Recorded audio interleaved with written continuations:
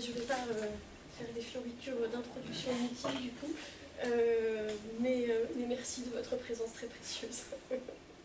Et puis, moi malgré tout, Cédric, je suis très très contente de t'accueillir aujourd'hui pour cette séance que j'attends depuis à peu près un an, depuis que j'avais découvert les premières pistes de ton travail sur ce sujet, qui était une sorte d'excroissance de ta thèse sur Arsène Lupin que tu as soutenue en décembre.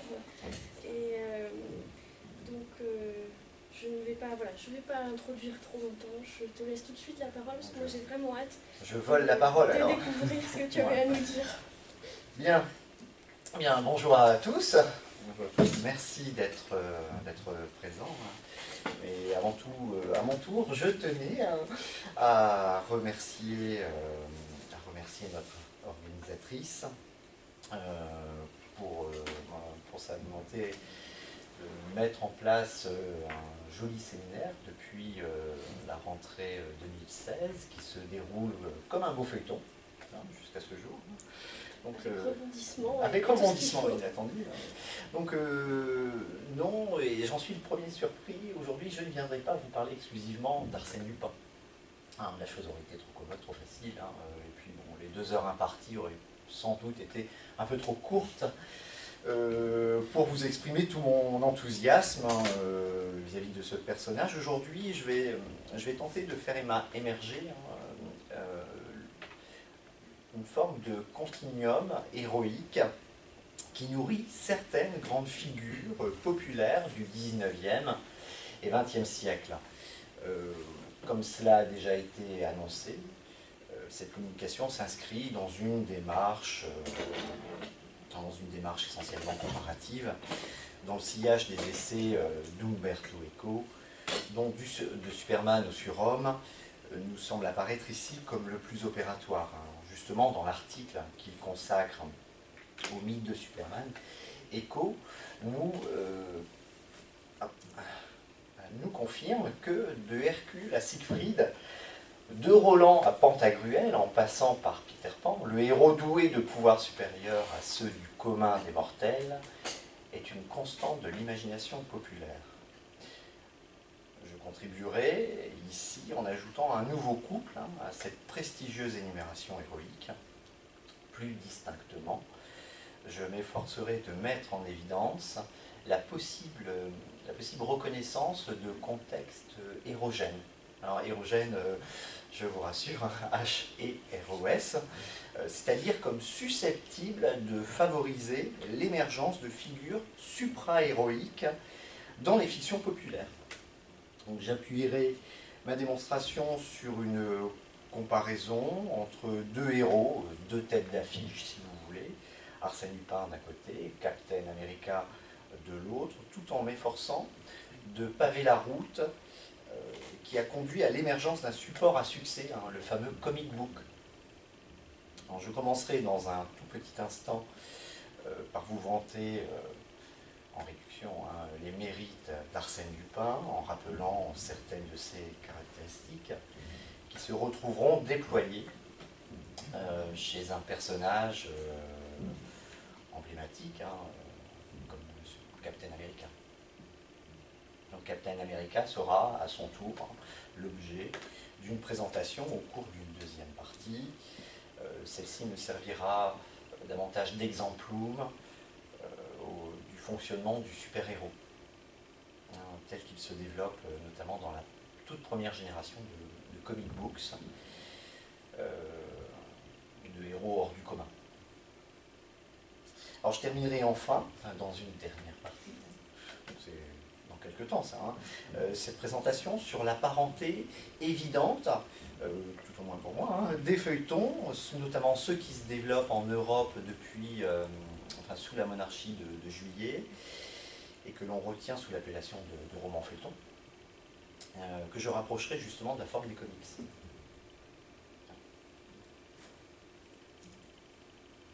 Bien, la spécificité d'une telle étude, c'est qu'elle va tenter, à titre expérimental, comme c'est souvent le cas quand on parle de super-héros, c'est souvent de l'ordre de l'expérience, de réunir des objets qui n'ont pas encore été. du moins dans notre champ de recherche, de la production littéraire, de la littérature populaire. L'approche scientifique des comic books est souvent l'œuvre de... alors vous avez trouvé ça chez des chercheurs anglophones ou des chercheurs en littérature anglophone. Vous allez trouver également ça chez les chercheurs en histoire de l'art, des mentalités, et même du droit. Voilà, même du droit, j'ai découvert ça. Bon.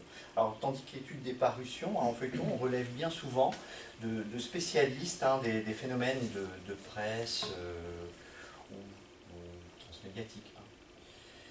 Donc, c'est une innovante mais stimulante hybridation à laquelle ce séminaire vous convie tous aujourd'hui. Donc, on commencera par faire un sort à notre cher gentleman cambrioleur, Arsène Lupin, l'homme aux 1000 déguisements. Bien, alors pour beaucoup, pour vous sans doute, pour moi pendant longtemps, le personnage d'Arsène Lupin que Maurice Leblanc propose pour la première fois au lecteur dans un magazine, le Je sais tout, de juillet 1905, ce personnage se révèle l'incarnation d'une figure bien connue, depuis celle du gentleman cambrioleur, dandy bandit, j'aime bien cette expression dandy bandit, elle et moi, délestant de leur fortune de riches notables de la belle époque. Ça c'est l'image traditionnellement reconnue lorsqu'on évoque Arsène Lupin. Arsène Lupin, c'est ce personnage plaisant et plaisantin, séducteur et chapardeur, qui s'inscrit de force dans une longue tradition de voleurs au grand cœur, de bandits de grand chemin qui affichent leur code d'honneur, de gentilshommes cambrioleurs et qui bénéficient d'une postérité littéraire et cinématographique assurée. Bon. Vous voyez cette définition, hop là, donc là c'est le Je sais tout, lancé par Pierre Lafitte. Alors, cette définition qu'en donne Yves Reuter d'Arsène Lupin, bon, c'est la définition sur laquelle tout le monde fait consensus. Ce personnage de dandy, individualiste et séducteur, gentleman cambrioleur, défenseur de la veuve et de l'orphelin, un roi du déguisement, qui se joue de la police et des bandits pour récupérer le bien mal acquis. Voilà.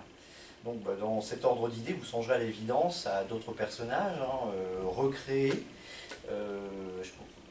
pensez aux figures de Cartouche, de Mandrin, Robin des Bois, ou au Corsaire de Byron. Sans oublier, alors pour le coup, dans un registre parallèle, les figures de Vidocq et de Vautrin. Voilà. Alors très important aussi, le cinéma ne se prive pas non plus de recourir très tôt à cette figure du voleur élégant. Sachez-le, Arsène Lupin et Raffles, un autre gentleman cambrioleur de la fin du XIXe siècle, sont bien avant 1910 portés à l'écran. Tout comme Sherlock Holmes. Ces adaptations se poursuivent, vous les connaissez. La main au collet, en 1955, To Catch a Thief, d'Alfred Hitchcock, d'après le roman de David Dodge, qui raconte l'histoire également d'un gentleman cambrioleur repenti, Robert le Chat. Pensez également à l'affaire Thomas Crown, en 1968, de Norman Jewison, ou toutes les aventures, du séduisant Danny Ocean, depuis les années 60 jusqu'à nos jours et jusqu'aux prochaines adaptations qui ne sauraient probablement tarder. Alors tout ça, ça vous montre que le gentleman cambrioleur, c'est une figure très productive sur d'autres supports. Alors je vous parle du cinéma, mais vous pouvez le trouver également en jeux vidéo, en manga. Donc cette figure qui est née à l'ombre du cinéma et puis qui continue donc de prospérer à ses côtés. Le vol, la cambriole, ou si vous préférez l'emprunt à très long terme, ce qu'Arsène Lupin appelle le déménagement, apparaissent comme les premières activités de notre cher bandit dandy. On nous le présente ainsi dès sa toute première aventure. Alors ça c'est dans l'arrestation d'Arsène Lupin, juillet 1905. Arsène Lupin, le fantaisiste gentleman qui n'opère que dans les châteaux et les salons et qui, une nuit où il avait pénétré chez le baron Scorman, en était parti les mains vides. et avait laissé sa carte ornée de cette formule: Arsène Lupin, gentleman cambrioleur, reviendra quand les meubles seront authentiques. Arsène Lupin, l'homme aux 1000 déguisements, tour à tour chauffeur, ténor, bookmaker, fils de famille, adolescent, vieillard, commis voyageur, marseillais, médecin russe, torero, espagnol. Bon, alors vous le lisez, hein, aussitôt son activité de criminel sympathique dessinée, l'auteur s'empresse de lui administrer une sorte de sérum de métamorphose. Ce surhomme de la Belle Époque se caractérise ainsi, et dès sa première apparition, hein, dès sa toute première aventure, par sa capacité à endosser de multiples identités. Une sorte de voleur de visage, hein, modelant à souhait le sien, hein, par le biais de la chimie, avoue-t-il, pour mieux surprendre ses adversaires et ses lecteurs. Arsène Lupin est capable de se vieillir, comme de rajeunir, de se fortifier, comme de s'affaiblir. Arsène Lupin est un personnage agréablement fuyant, donnant surtout à chaque aventure un visage inédit, le goût systématique de la nouveauté et le plaisir du jeu. Alors ne soyez pas surpris, hein, si jamais vous étiez amené à relire des aventures d'Arsène Lupin, d'être amené à penser que ces aventures sont écrites par des auteurs différents. Voilà. Ça, ne soyez pas, parce que l'auteur malmène vraiment le principe sériel de l'hyper-reconnaissance. Bon, il écrit les aventures, Maurice Leblanc écrit les aventures d'Arsène Lupin sur plus de 30 ans, hein, entre 1905 et 1939. Donc il fait évoluer son personnage. Hein. Bon, je vous donne un exemple, hein, dans le seul roman 813. C'est un monstre bicéphale parce que c'est la réunion de deux romans, 813. Bon, Arsène Lupin nous apparaît tour à tour sous les traits, alors tout d'abord du jeune et séduisant prince Paul Cernine, parfait anagramme d'Arsène Lupin. Bon, il nous fait le coup deux fois, hein, le coup d'anagramme, parce que c'est trop visible, c'est trop facile. Bon. Et puis, dans le même roman, il apparaît également sous les traits du vieillissant inspecteur Lenormand. Voilà. Bien. Bon, et il nous faudra patienter jusqu'à la moitié du roman pour voir la vérité, si vous n'aviez pas deviné, alors éclatée, hein, tout au moins confirmée. Donc cette caractéristique de la multiplicité dans l'unité, de la métamorphose, ne se révèle pas pour autant une nouveauté. Elle fait déjà partie des artifices, trucs et astuces d'un Lecoq chez Gaboriau, au XIXe siècle. Un personnage qui se grime déjà. Vous trouvez également ça chez Sherlock Holmes, Conan Doyle, ou Raffles, j'en parlais tout à l'heure, de Hornung. Elle se retrouvera encore un peu plus tard, cette capacité à se démultiplier, chez un personnage comme James Bond, ou dans la majorité des romans d'espionnage. Voilà. La postérité de ces romans feuilletons policiers, ou tout au moins d'aventures policières, est également à trouver dans les romans d'espionnage qui se développent à partir des années 30. Elle se révèle aussi primordiale, cette multiplicité de visages, d'identité dans la création de super-héros qui bénéficient, comme vous le savez, et bien souvent, d'une double identité. Bon, je vous en donne un exemple. En premier lieu, vous avez toujours un état civil qui permet l'inscription dans la vie sociale. Pensez à des noms bien connus, hein, Bruce Wayne, Clark Kent, Peter Parker. Et puis surtout, une autre identité, cette fois masquée par l'appellation super-héroïque. Batman, Superman ou encore Spider-Man.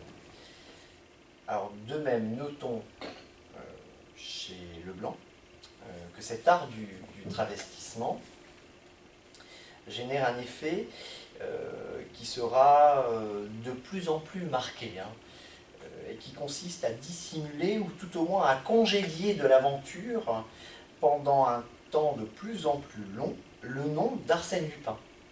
C'est-à-dire que le nom d'Arsène Lupin disparaît de l'intrigue. Et ce nom réapparaît généralement au cours des scènes de sauvetage ou d'exploits héroïques, le personnage arrivant alors sur scène comme un sauveur descendu in extremis des cieux. Alors, cette dissimulation aux yeux du lecteur permet également à son personnage, sur le plan de l'intrigue, ça il faut le savoir aussi, hein, de mener ses enquêtes de façon souterraine. Le personnage disparaît, ça apparaît également chez Sherlock Holmes. Plongeant dans les bas-fonds pour recueillir lui-même de précieuses informations. Bon, alors le procédé, comme je vous l'ai dit, il est simple. Bien souvent, Maurice Leblanc lance son gentleman cambrioleur dans le récit en le dotant d'une fausse identité, d'une première identité. Ça peut être Félix Davé, Louis Valmeras, le prince Cernine, Don Luis Perina, l'inspecteur Lenormand, enfin, vous en avez une quarantaine comme ça. Et il conserve l'introduction du nom d'Arsène Lupin pour des scènes supérieurement dotées en intensité romanesque, et dans lesquelles le héros jette enfin le masque. Vous voyez, bon, quelque part, ça légitime également l'appartenance de l'aventure ou du roman à la série Arsène Lupin. Si le nom n'apparaît pas, ça devient compliqué. Alors, le relevé des occurrences, on va s'arrêter là-dessus, le relevé des occurrences du nom de Lupin dans ses différentes aventures permet ici d'analyser ce fonctionnement d'un peu plus près, vous allez le constater. De cette manière, si l'on dresse, comme je l'ai fait, bon, je l'ai fait pour tous les romans, là je vous en ai pris quelques-uns, le tableau récapitulatif des emplois du nom du gentleman cambrioleur, donc Arsène Lupin. Et j'ai inclus également les titres et les chapitres, les titres de chapitres. Alors, on constate que le nom d'Arsène Lupin envahit vraiment les récits de la toute première partie de ses aventures, celle de 1905 jusqu'au Bouchon de cristal. Donc on est avant la Première Guerre mondiale. Bon, ça s'explique tout simplement parce que Maurice Leblanc il s'inscrit dans une démarche d'autopromotion à l'époque. Il lance un nouveau héros sur le marché et donc il faut vendre, il faut imposer son personnage. Donc l'identité d'Arsène Lupin est dans un premier temps préférée à ses pseudonymes occasionnels. Alors, regardez, 301 fois dans le premier recueil, 414, 350, bon, 651 fois dans 813, mais je vous ai expliqué que 813 était la réunion de 2 romans. Ça explique ce chiffre. Bon, la Première Guerre mondiale bouleverse et redistribue la donne, la tendance. Le nom d'Arsène Lupin tend à partir de là à disparaître. Dans le deuxième tableau, ici, je restreins les aventures publiées après 1923. Bon, je vous rappelle que les aventures bénéficiaient d'une parution en feuilleton systématique l'année précédente. Là, ce sont les recueils. Regardez les chiffres, vous voyez le contraste. Notez cependant le cas particulier de Victor de la brigade mondaine. Bon, ça s'explique, Victor de la brigade mondaine. Alors, s'accapare, lui, 131 occurrences, tout simplement, je vous donne la solution, parce que l'intrigue est construite autour de la poursuite par Arsène Lupin, dans son rôle de justicier, mais Arsène Lupin qui apparaît sous les traits d'un commissaire, Victor Autain. Il est à la poursuite d'un criminel, sans grande envergure, un escroc, mais qui signe ses vols à comble de l'ignominie du nom d'Arsène Lupin. Voilà. Bon, forçant ainsi le vrai loup à sortir de sa cachette. Voilà. Ce qui explique les 131 occurrences. Alors, on va poursuivre un peu. Donc Arsène Lupin, super gentleman cambrioleur. Là, on va se rapprocher un peu plus de la figure de super-héroïque. Donc avec Arsène Lupin, Maurice Leblanc, il rénove, à mon sens, le modèle du héros d'aventure policière, en proposant un premier modèle de surhomme urbain, que résument parfaitement les interrogations désespérées du pauvre Isidore Beautrelet dans Les Nuits Creuses.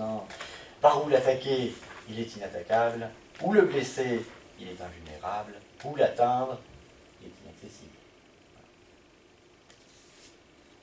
Avec Arsène Lupin, le lecteur a désormais affaire à un bandit d'un nouvel ordre. Un sympathique, un bandit, qui brille tout autant par ses bienfaits que par ses délits. Ça, c'est problématique.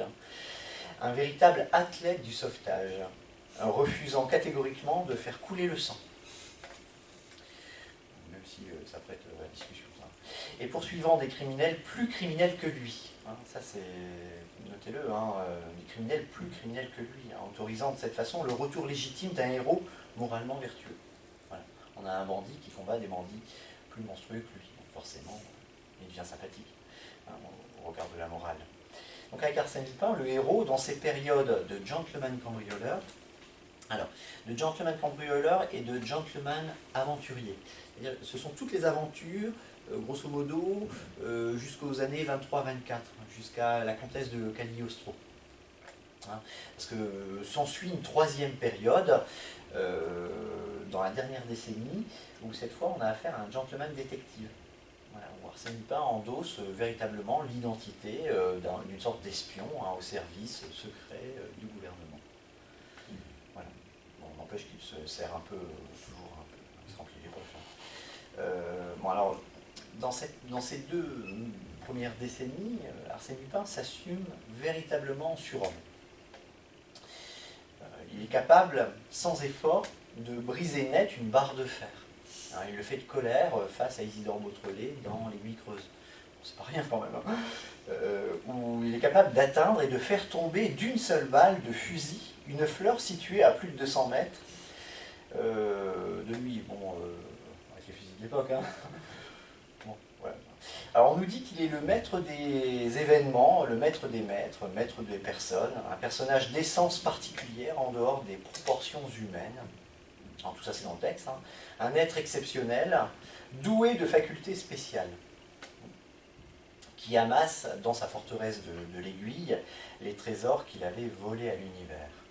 Forteresse de l'Aiguille, moi je rapprocherais un peu des forteresses des super-héros des années 30. Je pense à la forteresse de solitude de Superman ou à la Batcave. Il y a un peu de ça dans l'Aiguille creuse, le repère secret. Bon, Maurice Leblanc voit en Arsène Lupin une de ces créatures exceptionnelles qui se range, alors là ce sont les mots de Maurice Leblanc, hein, parmi les as du muscle, ignorant de la fatigue, athlète incomparable, coureur comme on n'en voit plus, champion de boxe, escrimeur, tireur, sauteur, nageur, grimpeur, en un des mots des surhommes. Ah, ça c'est Maurice Leblanc. Hein. Surhommes par leur qualité physique et aussi par leur qualité morale et intellectuelle. Clairvoyance, intuition, rapidité de conception, énergie, logique, subtilité, esprit de suite, etc. Alors toutes ces qualités que vous retrouverez à partir des années 30, 40 dans la première génération de super-héros. Hein, ou même dans la génération des années 70, hein, où vous avez affaire à des génies. Hein, pensez au personnage de Iron Man, hein, qui n'a rien de... Enfin, qui ne possède pas de particularité hors du commun, si ce n'est son génie. Bon, puis en plus, Arsène Lupin est bel homme. Hein. Ça...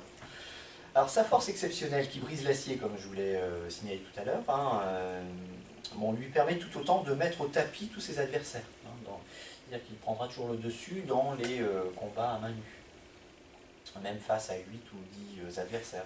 Ses capacités de suggestion, elle, assujettit ses interlocuteurs à sa volonté, ce qui le rend un peu hors du commun, ce personnage. Hein. On retrouve ici ce foyer fantastique qui entrera quelques années plus tard au service de personnages aptes à contrôler l'esprit humain. Ce que fait déjà un peu Arsène Lupin, on va en voir des exemples. Hein. Bon, tout d'abord dans l'industrie des pulps, et ensuite surtout dans celle des comic books. Cette capacité extraordinaire de suggestion se retrouve ainsi régulièrement employée par l'auteur pour caractériser les actions de son héros. Alors l'ignoble Essarès Bey se donne la mort, en citant, là je vous cite le texte, contraint d'obéir, voilà, après avoir subi la volonté du héros. Vous voyez, quand on dit que Arsène Lupin ne fait pas couler le sang, bon j'ai quelques exemples, hein, enfin plutôt des contre-exemples. Dans Les Dents du Tigre, Monsieur Desmalions ne peut, nous dit-on, se soustraire à l'influence de cet homme stupéfiant qui donnait des ordres avec tant d'autorité et qui semblait commander aux événements eux-mêmes. Même l'impitoyable et sanguinaire Vorsky, le super Boche de L'île aux 30 cercueils, hein, auteur des massacres, même ce personnage capitule devant ce charismatique ennemi. voyez, Vorsky était vaincu. Cet homme le subjuguait. Ses instincts superstitieux, ses croyances ataviques aux puissances mystérieuses, sa nature inquiète et déséquilibrée, tout lui imposait une soumission absolue. Sa défiance persistait, mais ne l'empêchait pas d'obéir. Alors le phénomène confine à l'enchantement, voire à l'hypnose, hein, au mesmérisme. On trouve un peu ça aussi chez Sherlock Holmes, mais ce n'est pas systématique. Hein. Là, Arsène Lupin en fait vraiment un de ses atouts. Arsène Lupin déleste, si vous préférez, les interlocuteurs de la faculté de juger. Les yeux si impérieux, alors ça c'est dans Victor de la Brigade mondaine, hein, du héros, enjoignent Bressac, alors Bressac c'est le héros sans envergure dont je vous ai parlé, celui qui ose subtiliser l'identité d'Arsène Lupin, et bien, enjoignent à Bressac à garder le silence devant un tel adversaire, Bressac étant le petit escroc, bon, on va le voir. Si vous voulez, le libre arbitre il est aboli face à une telle faculté.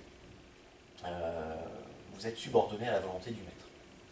Alors l'exemple, ici un autre exemple, tiré de la Cagliostro se venge, qui est le dernier roman de la série. Bon, après il y a 2 autres romans posthumes. Hein. Pour ma part, je considère que c'est le dernier roman, hein, parce que les autres n'ont pas été retouchés par Maurice Leblanc. Donc, toute résistance, on retrouve ça, hein, donc on est dans les années, fin des années 30, toute résistance était finie. Thomas le Bouc, alors le Bouc pour le bookmaker, subissait son emprise totale et définitive, et réduit à l'impuissance, incapable de réfléchir et de comprendre, où Raoul, Arsène Lupin, le menait par la force impérieuse de sa volonté. Il était mûr pour l'acceptation irraisonnée de tout ce qu'on lui commanderait. Il n'y avait pas là seulement l'angoisse du criminel, mais surtout la déroute d'un être devant un autre être qui ordonne devant un chef. Raoul lui mit la main sur l'épaule et le contraignit à s'asseoir. Bon. Ces facultés surhumaines dont Maurice Leblanc dote son personnage sont à mettre en relation à Excel, que l'on trouve déjà chez d'autres personnages de romans feuilletons au début du XXe siècle. Je vous citerai des personnages qui ne sont pas connus de vous, et c'est bien normal. Hein. Lady Bird et ses ailes artificielles au début du XXe siècle, et ses sens surdéveloppés. De René d'Anjou. Lady Bird, c'est René d'Anjou. Le personnage de Fascinax. Alors tout ça, vous êtes sur le continent français, hein, européen, hein, on n'est pas encore de l'autre côté, hein, vous voyez. Qui se voit transmettre par un yogi des facultés surhumaines. Voilà, Fascinax. Alors c'est un docteur Fascinax à l'origine. Je pense à Docteur Strange, tout ça. Bon, on n'en est pas loin. Un autre personnage comme Sar, duc Notal de Norbert Sévestre, est un héros télépathe. Jean de la Hire invente, lui, alors le Nyctalope, ancêtre de Batman, doté d'un cœur immortel capable de voir la nuit.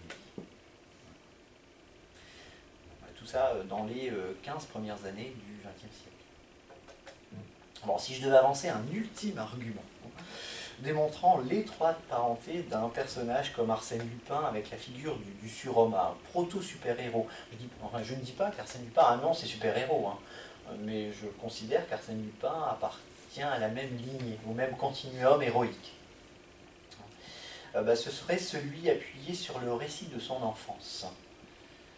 À ma connaissance, mais vous allez peut-être me contredire, hein, si c'est possible, allez-y, hein, très peu, voire pas un héros surhomme de feuilleton ne propose avant Leblanc, surhomme, hein, attention, hein, le récit de la toute petite enfance de son personnage. Si vous en connaissez, allez-y, moi je suis preneur. Hein. Dès le premier recueil des aventures d'Arsène Lupin, Arsène Lupin, gentleman cambrioleur, vous trouverez une nouvelle intitulée Le collier de la reine. Le collier de la reine, c'est un titre précisément emprunté à Alexandre Dumas. Donc dans ce petit récit, le jeune Lupin est alors âgé de 6 ans, je vous raconte l'histoire hein, parce que c'est tellement plaisant, et il échafaude et met en œuvre le vol magistral de l'illustre collier de Marie-Antoinette, fierté de la famille des Dreux-Soubise, afin de subvenir aux derniers besoins de sa mère malade, hein, la pauvre Henriette d'Andrézy, de naissance noble, réduite par les vicissitudes, bon là on est dans le mélo, hein, d'un mariage avec un professeur de boxe et truand, Théophraste Lupin. Alors cette pauvre Henriette d'Andrézy, elle est réduite à l'état domestique par sa propre famille. Ginet. Bon, alors le récit est rétrospectif, hein, parce que Arsène Lupin s'en mêle. Alors le récit est rétrospectif puisqu'il propose à Arsène Lupin, devenu adulte, cette fois, devenu adulte, de revenir sur les lieux de son premier délit,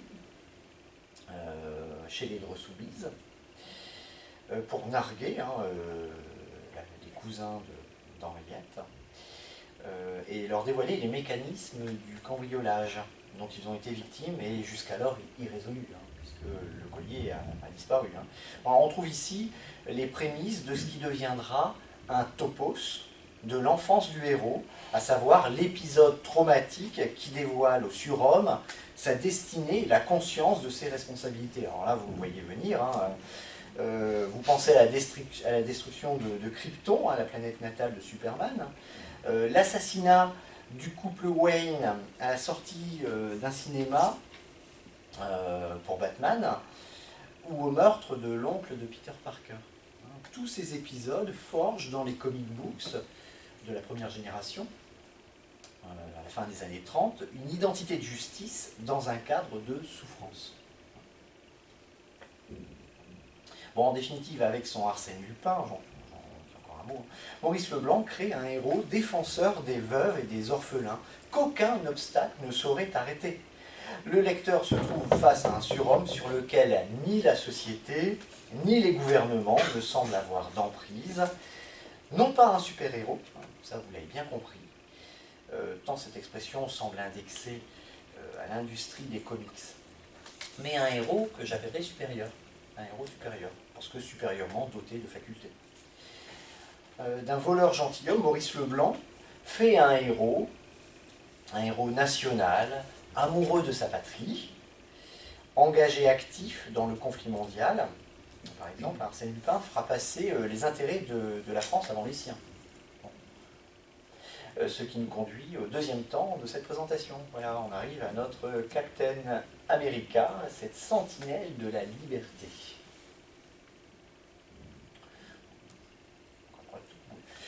Alors, on y va. Alors, le choix retenu de Captain America pour servir de pendant à mon arc temporel ne confine pas au hasard. Hein. Vous allez voir, c'est subtil. Hein. Que ce soit Arsène Lupin ou le Captain America, ces deux personnages incarnent outrageusement leur nation dans le bouillonnement populaire, ou de la littérature populaire. Dans Le Dernier Amour d'Arsène Lupin, qui est un des deux romans posthumes hein, dont je vous ai parlé tout à l'heure, vous savez peut-être, le gentleman cambrioleur se fait justement appeler Capitaine Cocorico. Voilà. Bon, c'est un peu cocardier. Hein. Il revendique ainsi une dernière fois son appartenance à la France. Hein. Alors de son côté, les biographes de Stephen Rogers, hein, le Captain America, remarquent que sa naissance date évidemment d'un 4 juillet, voilà, 1917.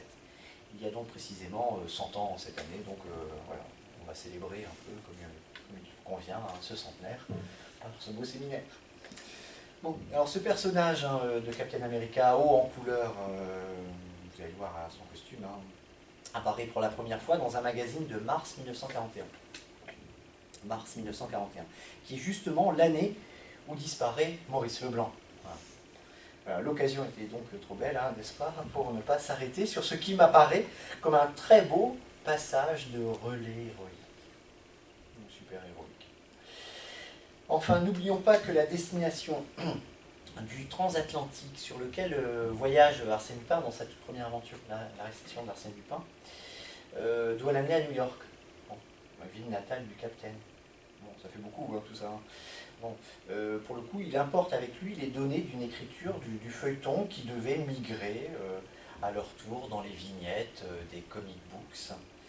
Il était donc légitime d'organiser cette rencontre diplomatique afin d'éclaircir les possibles filiations de l'archétype du surhomme, alors du surhomme cocardier, incarné par Arsène Lupin, chez le super-héros supranational du Captain America.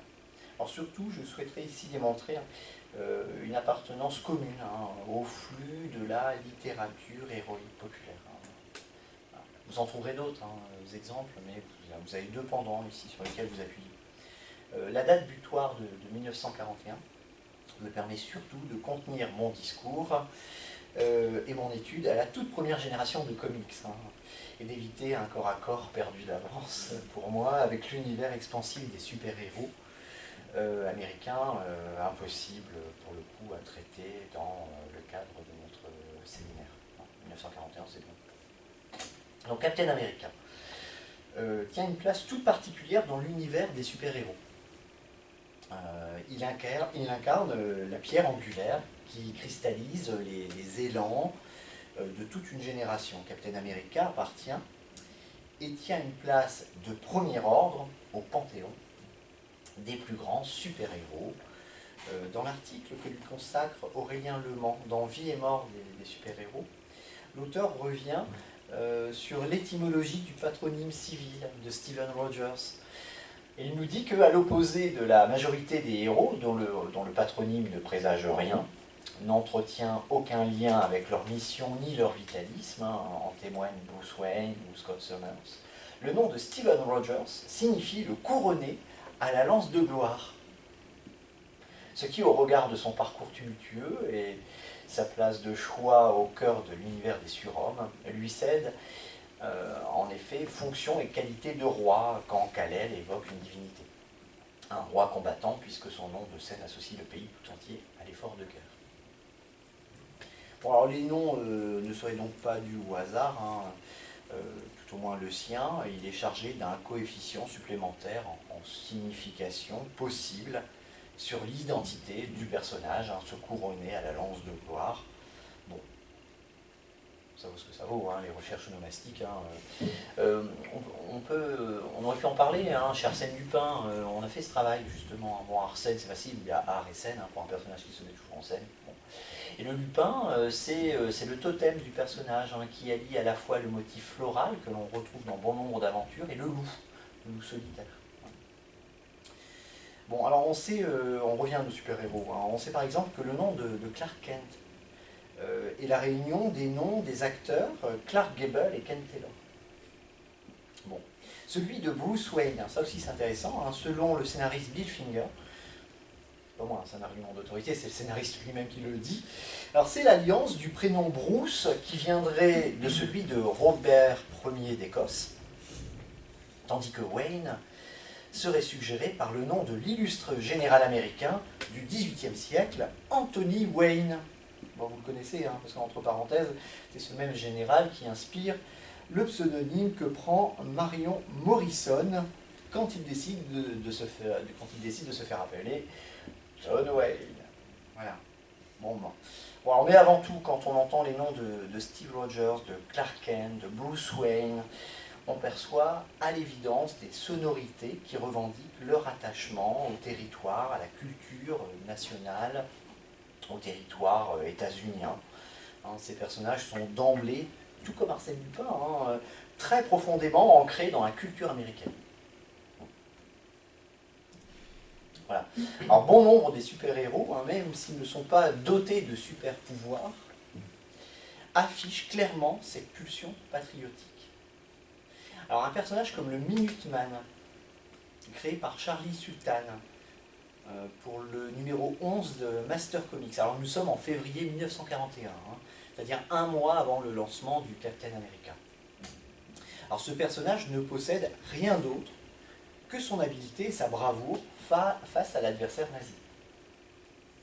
Son nom, à son tour, évoque, dans la culture américaine, hein, les célèbres Minutemen, célèbres patriotes des 13 colonies, dont le nom vient justement de leur décision éclair, prise en moins de 2 minutes, de jurer fidélité et protection à la même patrie. Avant Captain America, l'industrie des comics connaît à l'évidence ses premiers succès, hein, depuis 1936-37, grâce à ses super-héros, hein, garants de la justice. Étrangement, à peine un an avant le succès des aventures de Steve Rogers, un personnage comme le Shield, créé par Harry Shorten et Irv Novick, prototype du Captain Américain, comme vous pouvez le voir à son costume, ce personnage ne remporte pas un énorme succès.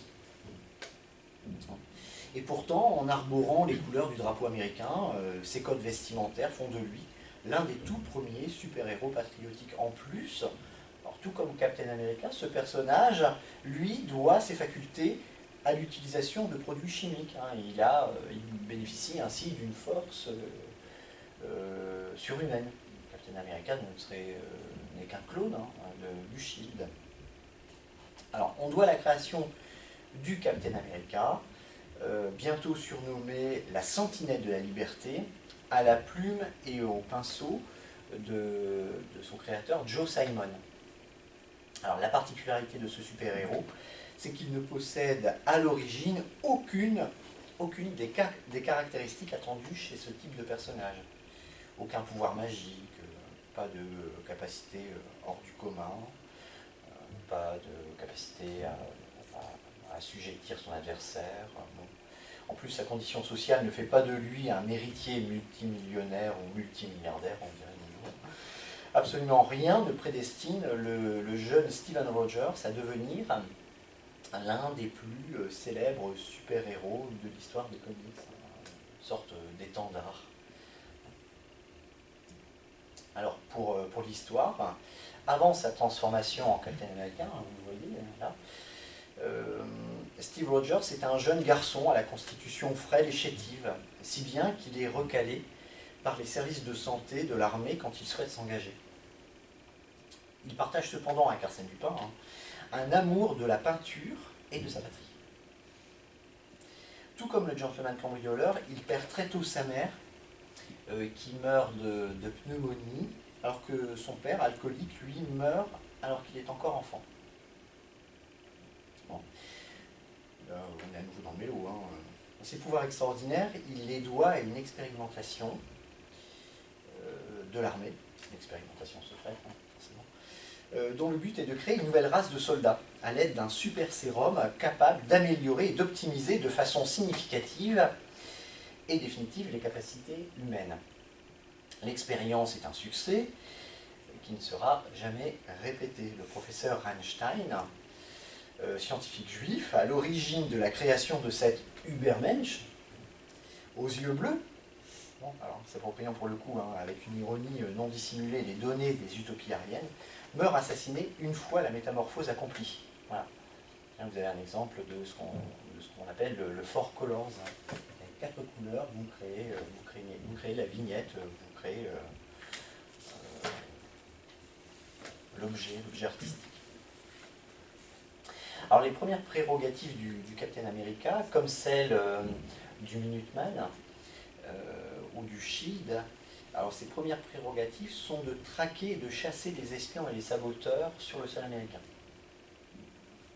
Alors parce qu'en mars 1941, les États-Unis ne sont pas encore engagés dans le deuxième conflit mondial. La sinistre attaque de Pearl Harbor n'aura lieu que le 20 novembre de cette année. Alors cependant, la presse et leur relais dans les comics montrent déjà les craintes liées aux conséquences possibles d'espions et de saboteurs sur le sol national. Vous voyez, c'était le cas avec l'une des toutes premières aventures de Superman dans le Action Comics 10, où on voit le personnage encapé abattre un bombardier allemand. Alors bien évidemment, vous rattacherez, moi je le fais pour vous, cette tendance à celle que connaît la France au cours des années de la Première Guerre, où la France connaît une véritable espionnite. Les romans feuilletons et leurs héros vedettes alimentant majoritairement ce danger potentiel. L'éclat d'obus de Maurice Leblanc explique le succès frappant des premières offensives allemandes par l'existence d'un tunnel secret permettant l'irruption inattendue des troupes ennemies sur le sol national. Vous voyez également, au cours des années de conflit, apparaître, se transformer tous les grands héros de romans feuilletons en héros patriotes. Ils tous s'engagent pour la mère patrie. Arsène Lupin, Rouletabille, Chantecoq, tous ces personnages assez charismatiques deviennent les alliés de la patrie. Alors dans cette perspective, le costume de Captain America s'explique, puisqu'il affiche ostensiblement les couleurs et les motifs du drapeau américain, tout comme un autre, celui de Wonder Woman, à la même époque. Avec lui, Joe Simon, son auteur, souhaite engager l'écriture populaire dans un effort de guerre. Voilà. Il y a une dimension de propagande évidente ici. Alors c'est tout l'enjeu de la couverture de la toute première aventure de Captain America, bien connu ça. Celle-ci voit le Captain mettre au sol le Führer sous les tirs des soldats allemands. Bon, il rappelle pour le coup l'étroite collaboration entre une fiction populaire et la réalité à l'œuvre dans les romans feuilletons. Chez Maurice Leblanc, par exemple, une nouvelle comme Le coffre-fort de Madame Imbert s'inspire d'une affaire réelle de l'époque, du couple Imbert. Arsène Lupin contre Herlock Sholmes met en scène l'affaire du diamant bleu, qui est une véritable affaire d'avant-guerre. Et surtout, le Blanc, alors là pour le coup, il intègre dans la fiction des figures historiques comme le Kaiser, que Lupin lui-même met à mal du fond de sa cellule de la prison de la Sûreté de 1813. Alors le procédé n'est donc pas nouveau ici. Il s'appuie sur une tradition de l'écriture populaire, tout comme celle qui consiste à veiller à la sollicitation du lecteur. On retrouve les mêmes mécanismes. La publication des premières aventures d'Arsène Lupin dans le Je sais tout, en feuilleton, s'accompagne bien souvent de concours, de questions posées au lecteur, de suites potentielles. Bon. Et celle des premières aventures du Captain America intègre des appels à l'engagement citoyen. Voilà. Le fonctionnement reste identique dans les supports. Donc, Arsène Lupin, je reviens vers lui, lequel, je vous le rappelle, est un héros puissamment, vous l'avez compris, nationaliste, cocardier et patriotique. Alors, tout comme les super-héros, il possède des points faibles, ça aussi, j'attirerai votre attention sur l'un d'entre eux. Il ne lui arrive pas toujours de triompher. Et surtout, à y regarder de près, c'est un personnage qui, à l'image du hanté mythologique, tire sa surpuissance et son assurance du contact avec le sol national, la France ou ses colonies. Voilà. Dans sa première aventure, Lupin reste intouchable et mystérieux tant qu'il ne quitte pas le pont du transatlantique qui vient de quitter la France, qui le conduit jusqu'à New York, et ce transatlantique, c'est le Provence. Voilà, donc ça le rattache symboliquement, une fois de plus, à la terre française. Alors une fois hors de France, il s'expose au pire danger, au danger mortel, empoisonnement, échec, noyade, tout lui tombe dessus. C'est sa kryptonite à lui. Il survit, parce que c'est le principe sériel. Je reviens. Alors pour illustrer mon propos, je vous en donne encore un. Je vous renvoie à la fin de 813. Alors 813, roman d'avant-guerre, dans lequel Arsène Lupin est un aventurier. Il se présente véritablement comme gentleman aventurier. D'ailleurs, c'est ce qu'il souhaite écrire sur sa tombe. Mais également comme un enquêteur accompli. Alors l'intrigue l'amène à traquer la piste d'un tueur en série, tout en cherchant à mettre la main sur des lettres compromettantes pour l'avenir diplomatique de l'Europe. Alors au terme de l'aventure, la victoire a un goût particulièrement amer, et il y a victoire, mais victoire amère, bon, je vais vous spoiler, mais bon, tant pis. Le tueur en série se révèle, au fond, son grand amour, Dolores Kesselbach, voilà, qui meurt de ses mains. Bon, je vous en reparlerai. Alors cependant, l'honneur de la France et de ses alliés est sauf. Le dernier chapitre nous présente, de 813 nous présente une ultime entrevue entre notre chapardeur national, au grand cœur, et le Kaiser, qui, face aux capacités prodigieuses d'Arsène Lupin, alors là, lui propose tout simplement la tête de sa police secrète. Alors on est avant, la guerre mondiale, mais voilà, je vais trop vite. Je ne voulais pas lire l'extrait. Bon, je vais vous le lire. Alors l'empereur hésita, puis nettement. En ce cas, entrez à mon service. Je vous offre le commandement de ma police personnelle. Vous serez le maître absolu. Vous aurez tout pouvoir, même sur l'autre police. Non, sire. Pourquoi? Je suis français. Il y eut un silence. La réponse déplaisait à l'empereur. Il dit, cependant, puisqu'aucun lien ne vous attache plus, celui-là ne peut pas se dénouer, sire. Et il ajouta en riant, je suis mort comme homme, mais vivant comme français. Je m'étonne que votre majesté ne comprenne pas. Bien. Alors on sait qu'une fois engagée dans le conflit mondial, hein, l'armée américaine, elle, est le plus gros acheteur des comics à destination des soldats. Hein. Alors s'appuyant sur l'article Superman's Dilemma, paru dans le Times du 13 avril 1942, Jean-Paul Gallier remarque qu'en avril 1942, c'est la marine avait fait savoir que les fascicules mettant en scène Superman faisaient partie des fournitures prioritaires expédiées aux hommes en garnison à Midway.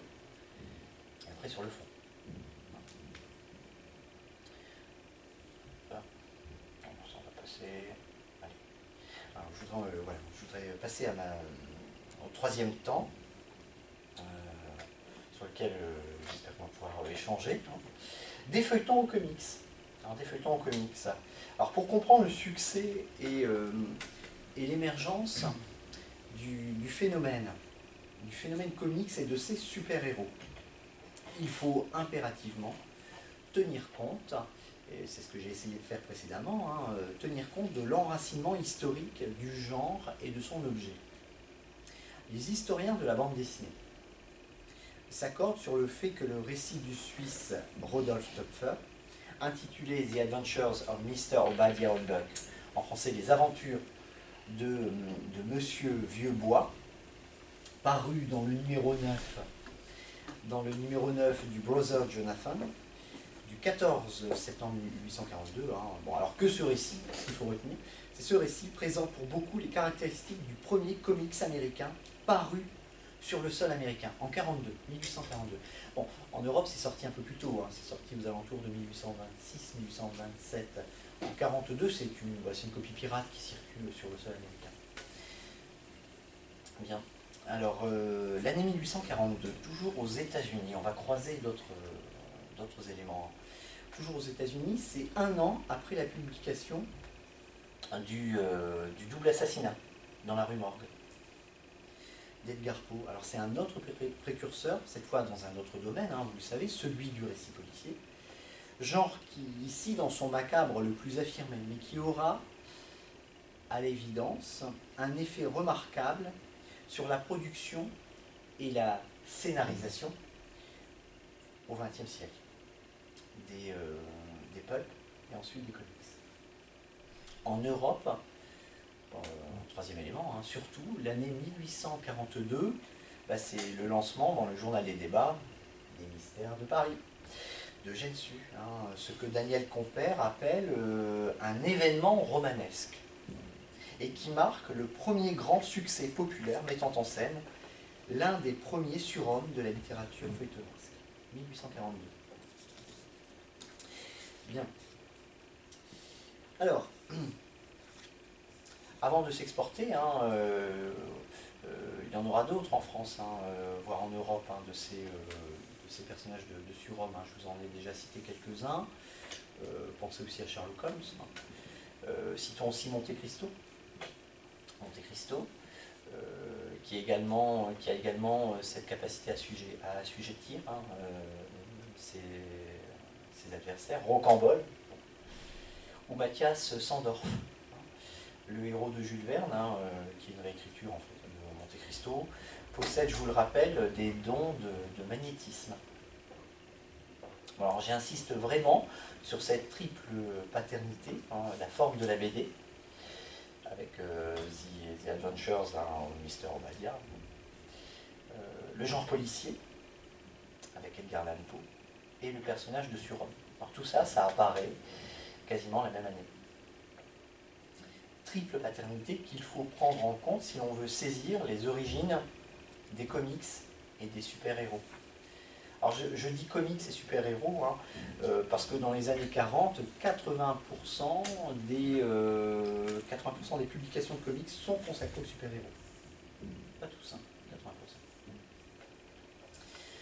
Triple paternité dont il faut suivre et croiser les évolutions durant à peu près un siècle, hein, jusqu'à leur point de jonction au sein des comic books. Alors revenons au support illustré. Alors la forme du comics, qui va peu à peu introduire des illustrations inédites, hein, ce qui n'était pas le cas jusqu'au début du XXe siècle, puisque ce que l'on sait, hein, c'est qu'on trouvait jusqu'alors des réimpressions de BD, hein, tout d'abord publiées dans la presse, ensuite mises en recueil. Alors, cette forme apparaît dans des encarts de presse, comme le feuilleton, et devient l'un des enjeux majeurs des grands patrons de journaux, comme Joseph Pulitzer, le créateur du prix en 1904. Le but, c'est de vendre des journaux. Il se produit également à la fin des années 1870 un phénomène comparable à celui que connaît la France aux États-Unis, comme en France, où vous assistez à un exode rural massif. L'arrivée d'immigrants aux États-Unis, qui favorise un développement considérable de la presse. L'illustré devient un argument de vente à l'époque pour ce public, avec une nette préférence pour la production humoristique, comique. Hein. D'où les comics. Hein. La bande dessinée appartient et suit l'histoire de l'édition à grand tirage. Et les choses n'évoluent pas énormément jusqu'aux années 30. Hein. Il n'y a pas de gros bouleversements. Retenez, si vous voulez, la date de 1929, qui correspond à la publication par George Delecourt d'une revue hebdomadaire de format tabloïd qui s'appelle The Funnies, mais très vite arrêtée en raison du prix. 30 cents, qui est jugé excessif en 1929. Son format se cherche, multiplie les échecs pendant quelques années. Alors finalement, dès 1934, différents comics apparaissent dans le sillage des Funnies et de sa suite, les Famous Funnies. L'industrie est maintenant lancée, cette industrie qui sent la promotion possible. En 1934, il n'y a qu'un seul éditeur de comic book. 1934, un seul. C'est Eastern Color. En 1939, ils sont 50. Alors dans le même temps, vous voyez, et là je reviens à cette triple paternité, on quitte la forme, vous voyez apparaître des bandes dessinées inédites, principalement d'inspiration policière. Voilà. Policière sombre, macabre, comme Détective Dan, Dick Tracy. Detective Comics, DC, qui lance notamment Superman en 1937, l'actuel grand concurrent des industries Marvel, publie essentiellement à l'époque, comme son titre l'indique, des récits policiers. On l'a sans doute oublié, mais hop. Les premières aventures de l'homme d'acier consistent à rétablir des vérités judiciaires, à empêcher des exécutions capitales, prévenir les agressions, ou obtenir les aveux d'un politicien véreux. Voyez. Alors regardez aussi les toutes premières aventures de Batman, lancées en 1939, 2 ans après Superman. Il s'agit plus d'enquêtes, de disparitions à résoudre que de combats titanesques avec les super-vilains. C'était pas encore super-vilain. Alors le contenu de ces comics, lui, dérive incontestablement de la culture pulp. Alors je vous rappelle que le nom de ces magazines illustrés provient du papier, wood pulp, de qualité inférieure qui les constitue. La pop culture est issue essentiellement de cette pulp culture. Depuis la deuxième partie du XIXe siècle, ces pulps sont nourris de récits d'aventure popularisés dans les dime novels, hein, jusqu'en Europe, hein, au début du XXe siècle, vous voyez apparaître les dime novels. Hein.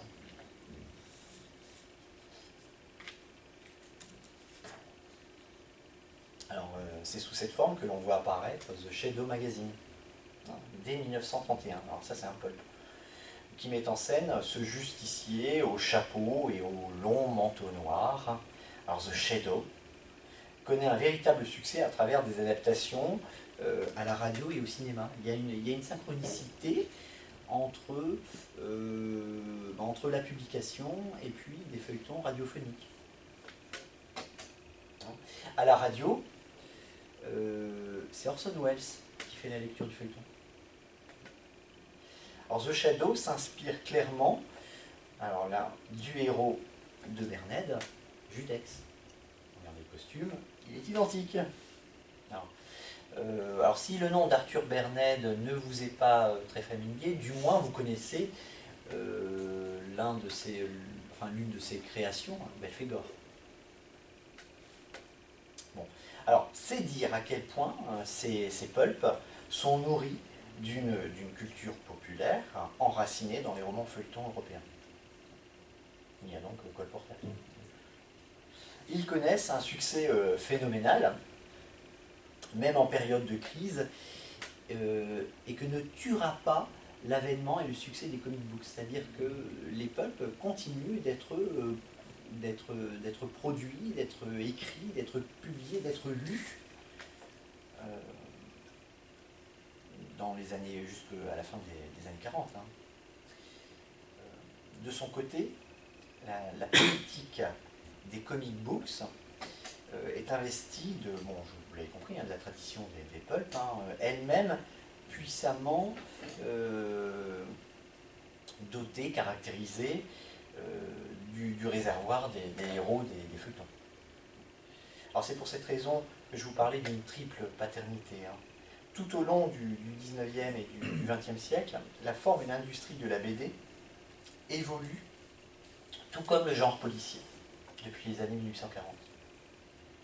Ces pulps sont précisément le résultat d'une chaîne d'absorption et de réécriture des romans feuilletons. Et plus particulièrement du roman d'aventure. Et même du roman d'aventure policière, hein, si on veut être un peu plus précis, et qui intègre la figure du surhomme. Les comics ne font que s'intégrer dans cette voie de circulation intertextuelle.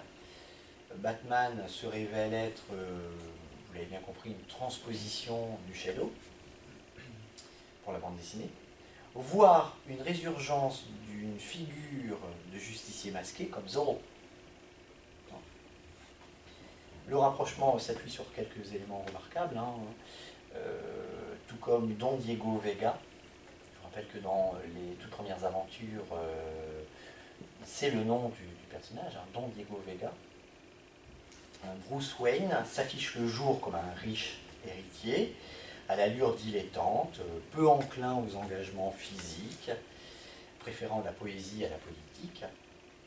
La nuit, lui aussi, revêt son costume noir, étroitement lié à l'imaginaire animal, le renard pour Zorro, la chauve-souris pour Batman. C'est également dans Zorro que l'on voit pour la première fois un héros de cette trempe, hein, secondé d'un domestique. Hein, souvenez-vous, hein, le fidèle domestique, le muet Bernardo. Voilà. Batman, lui, est secondé de son fidèle majordome Alfred. Alors le jeune orphelin Dick Grayson, que Bruce Wayne recueille après la mort de ses parents et qui deviendra son acolyte, hein, Robin, lui marque de son côté l'entrée dans les comics du thème romanesque du 19e siècle, inspiré d'Oliver Twist. Alors pour en finir avec Batman, je rappellerai ici que de l'aveu même de son scénariste, hein, Bill Finger, le sinistre personnage du Joker, la némésis de Batman, doit son sourire au personnage de Gwynplaine, l'homme qui rit de Victor Hugo, alors notamment au travers de l'acteur Conrad Veidt dans l'adaptation de 1928, signée Paul Lévy. Voilà. Mais plus particulièrement, ça c'est toujours le scénariste qui nous le dit, d'une affiche de cinéma où l'on voit l'acteur qui interprète le personnage de Gwynplaine.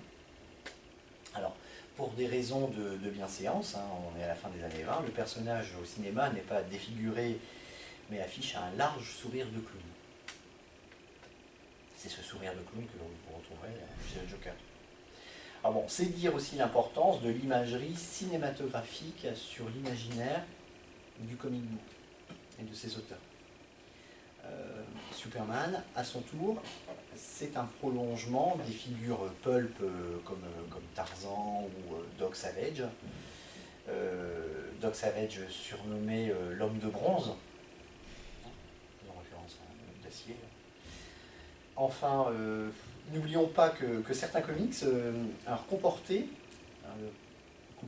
des adaptations des grands romans d'aventure du 19e siècle, des feuilletons. Parlons un peu des 20% restants sur la production des comics. Alors, il y a toujours une part de BD humoristique, mais il y a également de nombreuses pages consacrées aux adaptations d'Ivanhoé, du Comte de Monte Cristo.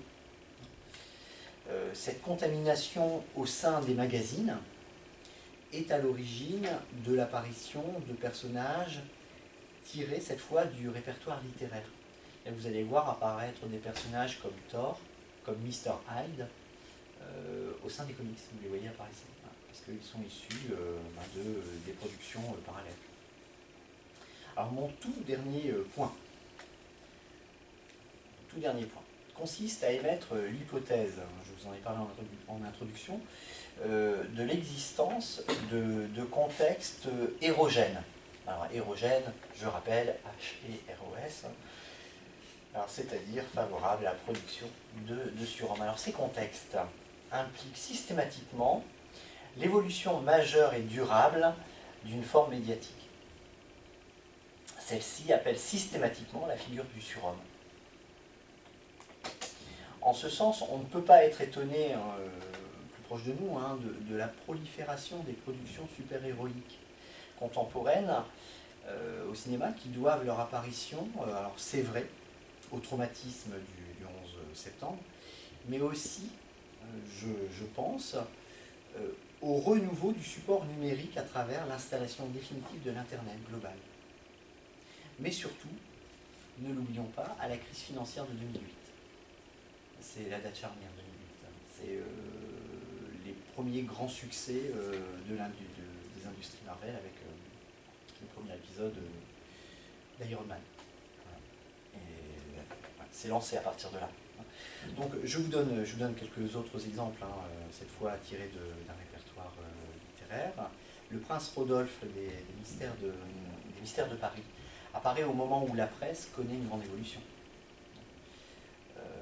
à savoir l'introduction du feuilleton. Rocambole, lui, est contemporain à l'âge d'or de la presse française des années 1860. Arsène Lupin correspond à un argument de vente d'un nouveau type de magazine faisant la part belle aux illustrations. Je sais tout, c'est un nouveau magazine. Souvenez-vous également que Sherlock Holmes est intégré au Strand Magazine, dont il relance les ventes. Donc ces figures des surhommes sont étroitement liées à l'impulsion de nouvelles formes médiatiques.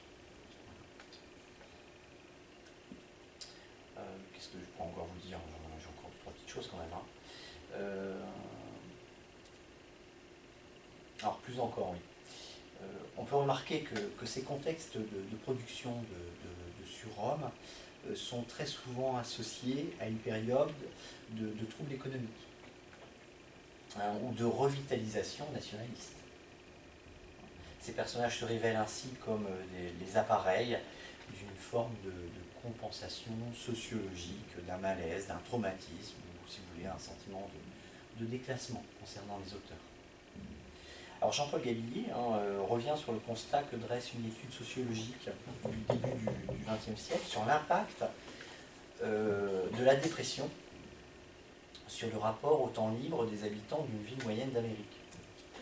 Alors il nous dit que, de plus, en matière de livres comme de revues, les contenus fictionnels emportaient davantage l'adhésion du public que les contenus non fictionnels, ce qui permit aux auteurs d'écrire que ces magazines semblaient fonctionner comme des analgésiques en période de crise aiguë. Voilà. Le surhomme, c'est le sparadrap du malaise social. Alors si l'on revient à Maurice Leblanc, on va commencer à boucler. Si l'on revient à Maurice Leblanc a passé 20 ans de sa première vie d'auteur à chercher à imposer une écriture psychologisante avant de connaître le succès avec ses aventures lupiniennes. Lorsqu'il lance Lupin en 1905, il a déjà un passé de presque 20 ans d'auteur accompli mais non reconnu par les cénacles littéraires. Bien. Alors, les auteurs qui appartiennent de la même façon à la première génération de comic books sont tous des fils d'immigrés qui cherchaient à s'affirmer professionnellement. Ils sont nés autour de 1910, ont connu la Grande Dépression et se sont nourris d'une culture de presse, de l'animation et une culture cinématographique. Bon. Alors certains de ces auteurs sont autodidactes, c'est vrai, mais d'autres étaient appelés à devenir architectes, avocats. Ça s'est pas fait. C'est pas fait. Je vous rappelle également que Steve Rogers, notre sentinelle de la liberté, lui aussi avait suivi un cursus d'école artistique qui ne le prédestinait pas, comme ses auteurs, à donner vie à une nouvelle race de titans. Voilà. Bon, la suite au prochain numéro et j'attends vos questions. Merci beaucoup, c'était rondement mené. Rondement mené, mais aussi très intéressant. Ça fait surgir beaucoup de pistes, autant pour le 19e que pour ce à quoi on assiste aujourd'hui. Il y a un effet retour là. Il y a un effet retour, oui. Mais qui s'explique. Oui, qui s'explique. Et peut-être on pourra en parler, mais je vais laisser aussi la parole, pas la monopoliser d'emblée, mais ça m'a fait penser un peu à ce qui se passe aujourd'hui avec le manga, mais l'invasion japonaise tellement décriée, qui par un effet de hiérarchie, propulse le comique au rang de lecture saine et intellectuelle, et qui se comporte exactement comme tu décrivais pour le comics en fait. Et toujours au travers de figures super-héroïques. Et toujours avec ce surhomme, le Super Saiyan. D'ailleurs, je vous rappelle que l'un des gros succès également de manga, c'est Arsène Lupin. Justement, c'est une des choses qui m'y faisait penser, c'est qu'il y a un effet retour là qui est... puisque le manga adapte des œuvres canoniques, Les Misérables en manga, et puis il y a Lupin qui est passé sur tous les supports, puisqu'il y a un animé qui, à ma connaissance, a au moins 3 saisons assez longues. Oui. Je ne sais pas si tu les as... oui, tu te les as infligées. Et puis il me semble qu'il y a même eu un jeu pour téléphone portable. Enfin, c'est possible. Après, Arsène Lupin, vous le voyez également arriver dans le héros transmédiatique comme Sherlock Holmes. D'ailleurs, il affronte Sherlock Holmes dans Arsène Lupin quand Sherlock Holmes est dans un jeu vidéo.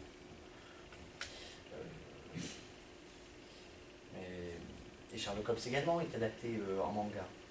Donc il y a toujours cette trace du feuilleton, du surhomme, qui est liée à une nouvelle forme éditoriale. Et puis une nouvelle forme esthétique en plus, et puis une nouvelle ère culturelle, et puis il y a une circulation à nouveau qui rend les choses un peu vertigineuses, je trouve, quand on boucle la boucle avec Lupin en manga. On a un certain vertige. Oui, parce que ça nous contraint à remonter aux sources. C'est pour cette raison que je vous parlais de 1842, qui est un point de départ d'une forme, d'un genre, et qui trouve encore des résonances de nos toujours, mais ça se voyait peut-être, enfin ça s'est vu au début du XXe siècle, et puis avec l'apparition des comics, hein. Enfin, tout est étroitement lié, hein, ces mécanismes-là. Est-ce que vous avez des questions? Des précisions. Alors si vous connaissez justement des héros, hein, J'ai une suggestion. enfance, hein, pas adolescence, hein, toute petite enfance. Juste pour vous signaler, je crois que c'est une bande dessinée d'origine italienne, le personnage s'appelle Spider-Man. Ah bon? Rien à voir avec les comics, mais le personnage est un voleur à l'origine qui devient un héros aussi. Au début du Non, XXe pas siècle? si, C'est mais plus récent que ça? plus connu dans les années 70, 70. Oui, oui. Mais il n'est pas costumé, c'est un voleur. Oui. Le personnage est en noir. Je crois que c'est la bande dessinée noir et blanc. C'est la bande dessinée? Enfin, disons que c'est plus proche à la rigueur d'Arsène Lupin, Ouais. parce que bon, Captain America n'a pas beaucoup de succès féminin. Non, parce qu'il s'arrête très Il tôt. n'est pas voleur, il ne cache pas son identité, il se déguise jamais, peut-être une fois. Ouais. Là, c'est un personnage de BD italienne, je crois. Oui. Je crois que c'est italien, après faire des recherches. Mm.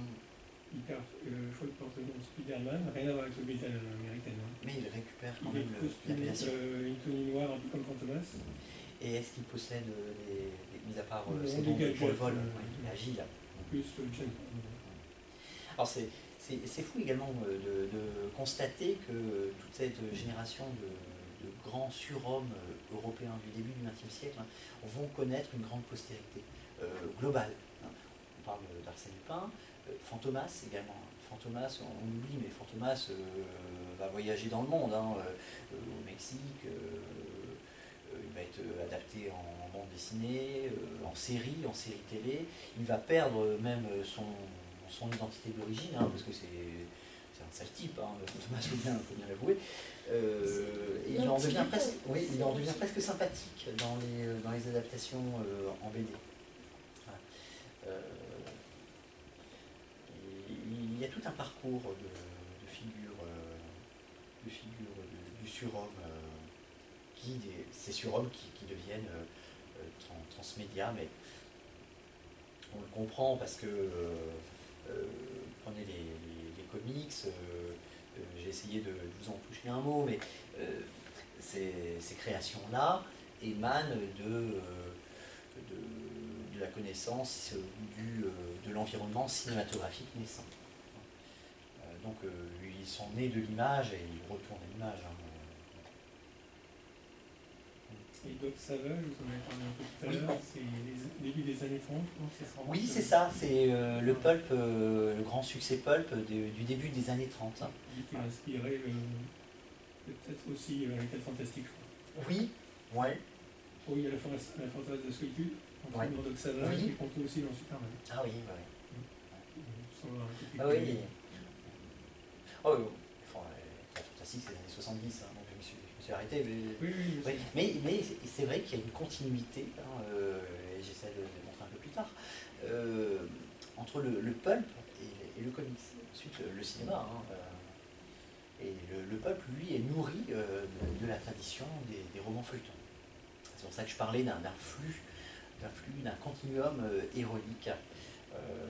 Rien n'annonce, mais tout inspire. La réflexion que je me suis faite pendant l'exposé, c'est que les super-héros sont presque moins surhumains que des personnages comme Arsène Lupin. Si on met à part ceux qui ont subi des mutations, qui viennent d'une autre planète, qui ont des pouvoirs mystiques, si on prend par exemple Batman, on est en regard avec Arsène Lupin, il a besoin de gadgets, d'années de maîtrise des arts martiaux pour arriver à un résultat à peu près semblable. Oui, c'est le côté un peu spectaculaire. Zorro, lui, n'a pas de super pouvoir. Hein. Alors là, moi, c'est ce que j'ai essayé de défendre au cours de plusieurs années, hein, des années précédentes.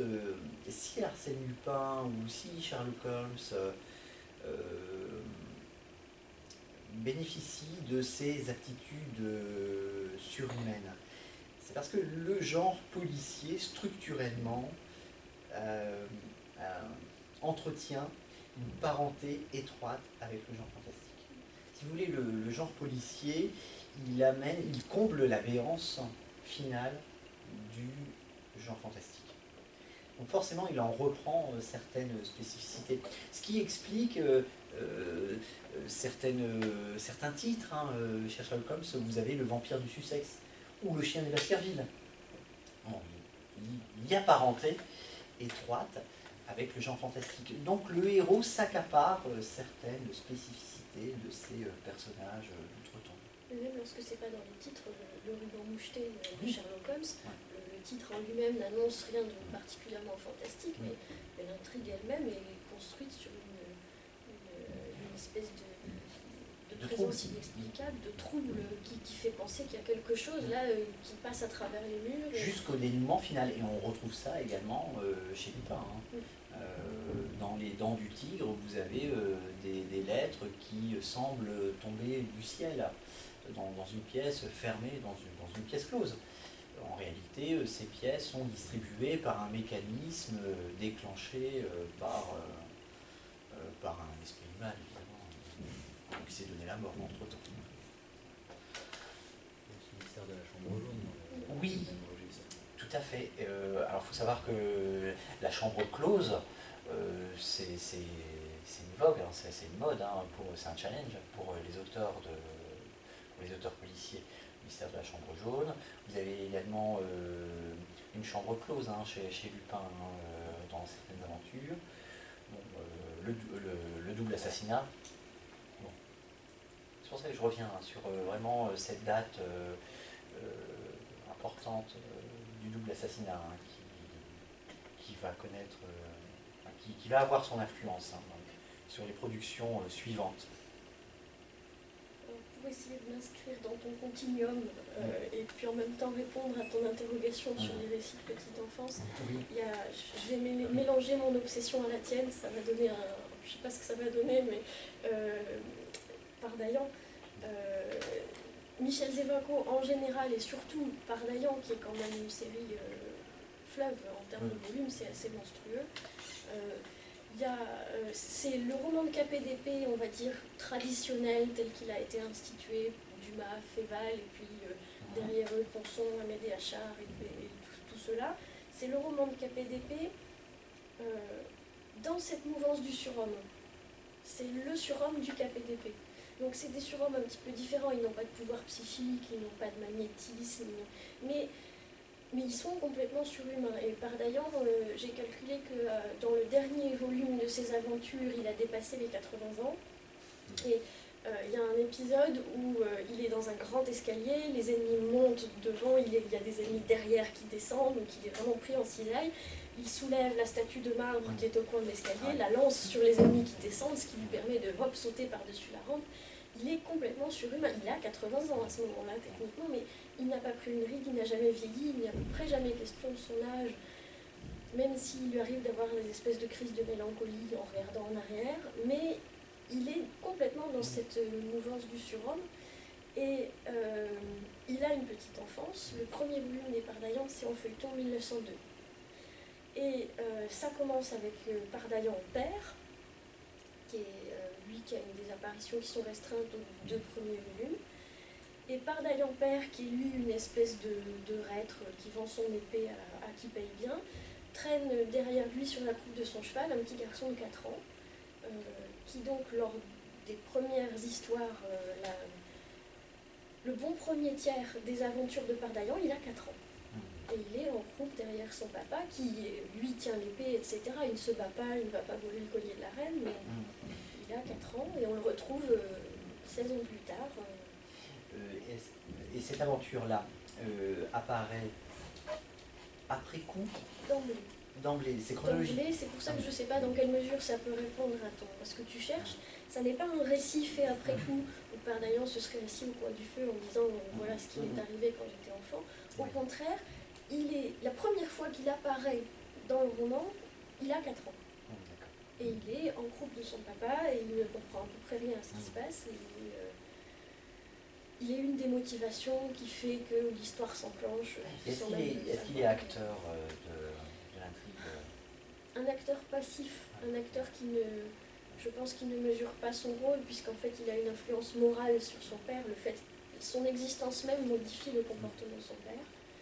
Et puis, il rencontre, cette année-là, naît celle qui va devenir son épouse 16 ans plus tard. Donc il y a une espèce de première rencontre à l'âge du berceau. Donc c'est un récit d'enfance qui n'est pas a posteriori, mais c'est la première introduction du personnage. Je ne sais pas du tout dans quelle mesure ça peut être. Je cherche hein, ce genre de récit, ce qu'on appelle les préquels, hein, voilà, l'explication des origines, mais après coup. Mais là, c'est une exposition d'emblée. Ouais, voilà, c'est pas sous la forme du préquel, oui, c'est oui, oui. vraiment. Alors, parce que ça se présente sous la forme d'une saga familiale, en fait. Après, il y a le fils de Pardaillan qui débarque, mais. Et donc, c'est le surhomme qui est d'emblée présenté comme il a été un petit enfant de 4 ans. D'accord. Voilà. Il y a cette espèce de faiblesse de l'enfant de 4 ans qui est inscrite en lui dès le début. Et donc, voilà, c'est aussi le surhomme version KPDP. Ce qui fait qu'il n'a pas de pouvoir surnaturel, il n'a pas de... Mais on n'est pas loin du fantastique, parfois dans certaines péripéties, et puis il y a un côté force mentale et morale qui rejoint aussi beaucoup. Oui, là, j'en suis convaincu. Quelqu'un qui a un regard impérieux, même si c'est pas par la force du magnétisme. Et puis, quand il tombe aux mains de l'Inquisition espagnole, des volumes, il passe à travers tout un mécanisme qui est censé rendre fou n'importe qui, et lui évidemment en sort tout à fait sans esprit. On retrouvera ça, cette dimension surnaturelle, on l'a dit, mais bon, il faut le rappeler, chez Fantomas. Chez Fantomas. Même si c'est beaucoup plus court, hein, Fantomas, dans le temps. Je vous rappelle que Dupin, c'est de 1905 à 1939. Voilà, c'est un beau laboratoire d'évolution. Donc je cherche ce genre de petites histoires des origines de l'enfance. À une époque où on choisit de placer l'enfant au centre du récit. Je vais vérifier s'il n'y a pas un récit d'enfance a posteriori cette fois-ci dans le Capitan, parce que je ne l'ai plus en tête assez précisément. J'avais une question. Vous avez beaucoup souligné la triple paternité donc, du super-héros dans la littérature européenne au XIXe siècle. Alors j'avais pris des notes, mon ordinateur n'a plus de batterie. Mais vous aviez montré un extrait qui était un portrait d'Arsène Lupin, un portrait physique et moral. Ah oui, c'est au tout début. Qui insistait sur ces qualités. Oui. Je suis désolé de vous faire reprendre. Non, mais je pense que c'est dans la toute première aventure. Hein. C'est-à-dire que là, Maurice Leblanc, il fait la promotion de son personnage. Il part du principe que son personnage est déjà connu de tous. Voilà, et ça c'est génial. Non, le voici, attendez. Non, c'est pas celui-là. Oui, c'est vraiment le retour. Je suis désolé. Alors, voilà, non plus. Je pense que ça doit être la deuxième ou troisième vignette. La voici.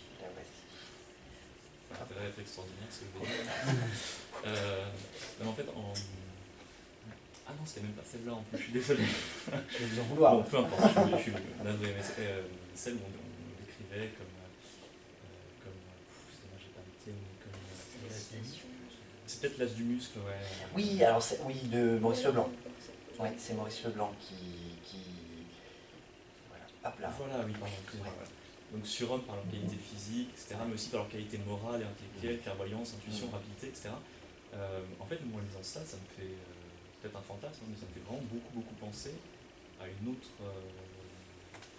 préhistoire, on va dire, qui est le héros balsacien, en fait.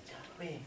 Et notamment la question du surhomme, qui est, enfin, le mot est très présent dans la comédie humaine, mais par exemple, je pense au personnage de Vautrin, qui est plus souvent pointé comme un surhomme, qui lui-même a des qualités morales. Enfin, alors pour le coup, c'est surtout la mention des qualités morales qui me fait penser à ça, parce que les qualités physiques, pas vraiment, quoi. Mais clairvoyance, intuition, rapidité de conception, surtout énergie, qui sont vraiment des éléments de vocabulaire balsacien, j'ai l'impression, et surtout en considérant que si vous rattachez le super-héros à l'histoire du roman policier, Balzac en est aussi un des Tout à fait. Avec une ténébreuse affaire. Tout à fait. Ah Tu ouais. citais d'ailleurs Vautrin Oui. dans les notes. Oui, alors l'un des sous-titres justement de ma thèse, c'est la comédie lupinienne. Parce que un des gros intertextes chez Lupin, parmi d'autres, hein, mais c'est Balzac. C'est Balzac. Dans le fonctionnement, le principe de retour des personnages, ce qui est assez rare hein, dans les aventures sérielles. Là, vous avez des personnages qui reviennent. La nourrice Victoire, qui suit Lupin d'une aventure à l'autre.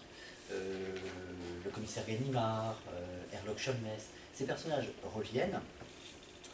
Mais à côté de ça, vous avez des renvois qui sont beaucoup plus culturellement masqués. Voilà, c'est pour ça que je vais vous parler de lecteurs compétents au sens de écho. C'est-à-dire que c'est à vous de retrouver l'intertexte. Dans 813, Lupin joue un jeu avec un personnage dont il essaie de refaire la vie, quoi. Et vous avez là pour le coup l'intertexte de Vautrin et de Renan. Voilà. Bon. Et il cite régulièrement Balzac. Ouais. Non, ça c'est indiscutable. C'est vrai qu'on a tendance à rattacher l'écriture de Leblanc à l'écriture de Maupassant, hein, celui qu'il appelle son maître, à qui il dédie son premier roman, hein, au maître Maupassant. Mais derrière cela, voilà, n'oubliez pas que Leblanc est nourri d'une culture littéraire incroyable. Et c'est même curieux que les surréalistes ne se soient pas attardés dessus. Ils se sont attardés sur Leroux, sur Alain et Soubestre, mais Leblanc est passé à côté, alors qu'il y a une matière un peu mystérieuse dans ces aventures-là. Et vous avez tout à fait raison. Hein. Tout à fait raison. Du coup, j'avais une autre question. Sur ce que vous disiez en conclusion, Luce et vous, au sujet des transferts, le fait que maintenant le manga ou l'anime mettent en scène Arsène Lupin, qu'on peut mettre en parallèle avec ce que vous évoquiez aussi, la vitalité formidable des super-héros Marvel, DC, au cinéma, dans la série, etc. Alors, du coup, j'ai une question qui est un peu large, qui touche plutôt les conditions de production, culturelles, etc. Mais comment vous expliquez la vitalité très moyenne dans la production culturelle française des héros, enfin des proto-super-héros français, parce que vous évoquiez Arsène Lupin contre Sherlock Holmes sur le jeu vidéo. Effectivement, c'est un Apax, le jeu est en plus développé, je veux dire, développé par un studio ukrainien. Pourquoi le jeu vidéo, pourquoi la série française, c'est pas plus appuyé selon vous sur ces qui serait parfait, hein. Pour un jeu vidéo, Arsène Lupin, ça serait parfait. Ah oui, oui. Alors moi, c'est une question, justement, c'est une question à laquelle je n'ai pas de réponse. Hein. je me la pose parce que, et je me la pose pour toutes ces figures du surhomme du début du XXe siècle tirées des feuilletons. Pour quelles raisons ces héros-là, ces super-héros, ne bénéficient pas de la même aura? Alors là, je n'ai pas de réponse. Pour quelles raisons la balance penchera toujours du côté de Holmes et pas du Lupin? Et ça, c'est indiscutable. Hein. Alors même que c'est des fictions qui ont un rayonnement international. Tout à fait. Je veux dire, aujourd'hui, c'est des romans, tous les feuilletons de l'époque, c'est des romans qui sont lus en Amérique du Sud. Et puis Lupin fait son retour régulier au cinéma. Donc prochainement, on le verra à nouveau. Je vous donne un an ou deux. Mais la sympathie du spectateur ou du lecteur n'est pas d'avance acquise. Est-ce que c'est lié effectivement à des phénomènes de production, à un monde un peu vieilli? Bon, il faudrait faire l'expérience, hein, moderniser un peu Lupin, un peu à la façon de Sherlock, ce qu'a fait la BBC avec le personnage. à voir? Est-ce que ça prendrait davantage? Bon, c'est vrai que les comics, les héros des comics, tout comme les héros des feuilletons, ont évolué avec leur époque. C'est-à-dire que les personnages sont toujours confrontés à des problèmes sociaux, sociétaux de leur époque. Bon, est-ce que ça parle davantage au lecteur? Peut-être. C'est effectivement une bonne question. Ah oui, oui. Mais Que je me suis posé très tôt. Ça Très pose tôt. même la question en termes Ouais. de généricité. Si tu prends un genre comme le KPDP qui est complètement culturellement daté pour nous et qui continue à être présent par exemple dans la production japonaise, je reviens aux animés, mais les animés de KPDP, il y en a régulièrement. Et ils fonctionnent. Alors même que ici, ça serait impensable de produire un... C'est même un pari, hein. Lancer une adaptation d'Arsène Lupin, bon, quel producteur irait se mouiller là-dedans? Parce que, évidemment, l'imagerie Belle Époque lui sauterait aux yeux, bon, telle qu'on la connaît. Bon, mais c'est autre chose, Arsène Lupin, c'est une force vitale, c'est un surhomme, bon, c'est quelqu'un de sympathique, également. On sent que là, c'est toi qui parles. Hein. Ah oui, là, On oui, sent. moi je suis conquis là, par ce personnage. D'ailleurs, tant qu'on est au personnage, il y avait quelque chose qui m'a sauté aux yeux dans le début de ce que tu disais, là où je reviens à la question de la sérialité. Ça a sûrement déjà dû te frapper aussi, mais quand tu disais que Arsène Lupin a la capacité à chaque aventure de présenter un visage qui soit pas seulement un visage différent, mais qui soit un visage inédit. Et ce mot d'inédit était très, très important, c'est-à-dire que c'est l'incarnation même du principe de la sérialité. C'est toujours lui, mais jamais le même. C'est la règle d'or de la sérialité, c'est faire aussi bien sans faire pareil. Faire le même autrement. Le même en pas pareil. Et c'est exactement la définition de Lupin, en fait. C'est-à-dire que c'est toujours lui, mais toujours sous une persona différente. Toujours avec une espèce qui permet un renouvellement sans fin, en fait. Alors ça, c'est également lié à la perception de l'auteur. Hein. C'est-à-dire que, je vous rappelle que Maurice Leblanc, il écrit les aventures de Lupin sous contrainte. Hein, parce que comme il ne perce pas dans la littérature réaliste, bon, on lui offre d'écriture feuilletonesque. Bon, ça nourrit. Mais bon, et au fond, le fait de sans cesse réinventer, je pense que c'est une solution qu'il a trouvée pour sans cesse écrire d'autres aventures. Une autre explication que je donne à la disparition du nom d'Arsène Lupin dans les aventures, c'est que l'auteur, Maurice Leblanc, se débarrasse littéralement de ce personnage. Mais en intégrant une aventure dans la collection Arsène Lupin, ça fait vendre.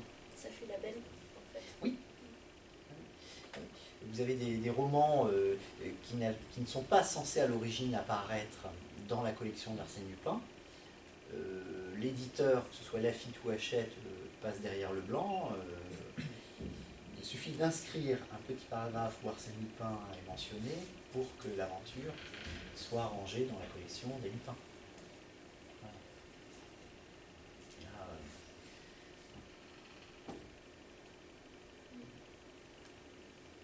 Et c'est encore des pratiques encore aujourd'hui. Hein.